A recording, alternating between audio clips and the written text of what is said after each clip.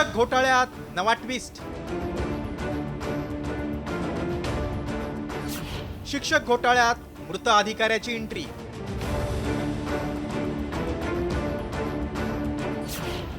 सामच्या बातमीची मुख्यमंत्र्यांकडून दखल।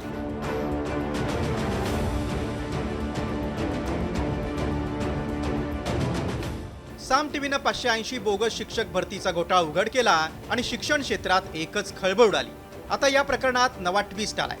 या घोटाळ्यात सोमेश्वर नेताम नावाच्या मृत शिक्षण अधिकाऱ्याची एंट्री झाली आहे। ते मरण पावल्यानंतर सुद्धा मागच्या तारखेमध्ये त्यांच्या सहीच्या मान्यता संस्था चालकांनी आणि शिक्षण विभागाच्या अधिकाऱ्यांनी काढल्या, त्या ऑपरेट केल्या, त्यानुसार शालार्थ ID झाल्या आणि त्या शिक्षकांच्या नावाने वेतन सुद्धा उचलल्या गेलं।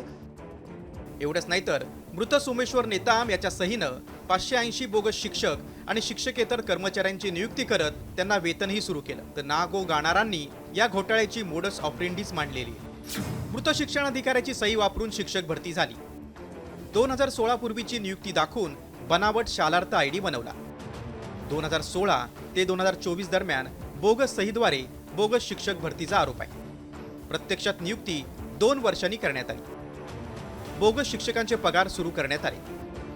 या नियुक्तीसाठी 35 लाख रुपयांचा रेट होता। सामच्या दणक्यानंतर पोलीस यंत्रणा अंग झटकून कामाला लागली।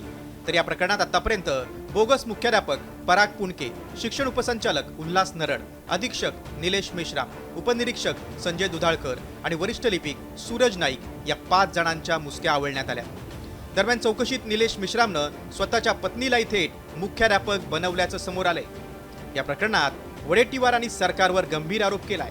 तर माजी आमदार नागो गाणार यांनी घोटाळ्याची व्याप्ती संपूर्ण राज्यभर असल्याची शंका व्यक्त केली आहे। चौकशीत अहवाल आल्यानंतर जे काही दोषी असतील त्यावर कारवाई करायची आत्तापर्यंत पद्धत होती, पण डायरेक्ट पोलिसांनी या उच्चपदस्थ अधिकाऱ्याला हात घातला, कारण खालचं सगळ्यांचं पाप लपवायचं होतं, हा त्यामागचा उद्देश होता। SIT चौकशीद्वारे SIT नेमून या प्रकरणाची चौकशी केल्या गेलीच पाहिजे, तर आणि तरच या विषयाला न्याय मिळू शकतो। नागपूर जिल्ह्यातच 1500 ते 2000च्या जवळपास प्रकरणं आहेत, माध्यमिक, उच्च माध्यमिक आणि प्राथमिक मिळून। आता याच प्रमाणात जर विचार केला तर राज्यातल्या प्रत्येक जिल्ह्यात अशी प्रकरणं निघतील, म्हणजे हजारोच्या संख्येत ही प्रकरणं असावी। अखेर साम टीव्हीच्या बातमीची मुख्यमंत्र्यांनी दखल घेत या घोटाळ्याच्या चौकशीचे आदेश दिलेत। त्यामुळे 580 बोगस शिक्षकांच्या नियुक्त्या रद्द केल्या जाण्याची शक्यता आहे। आता हे प्रकरण फक्त नागपूरपुरतं मर्यादित आहे की या शिक्षक घोटाळ्याची पाळंमुळं राज्यभर पसरली आहेत याचा शोध घ्यायला हवा। कारण एकट्या नागपूरमध्ये बोगस शिक्षकांची संख्या 580 असेल तर याची पाळंमुळं किती खोलवर गेली असतील। या राज्याची शिक्षण व्यवस्था बोगस शिक्षकांच्या हाती तर नाही ना, असा प्रश्न निर्माण होतोय।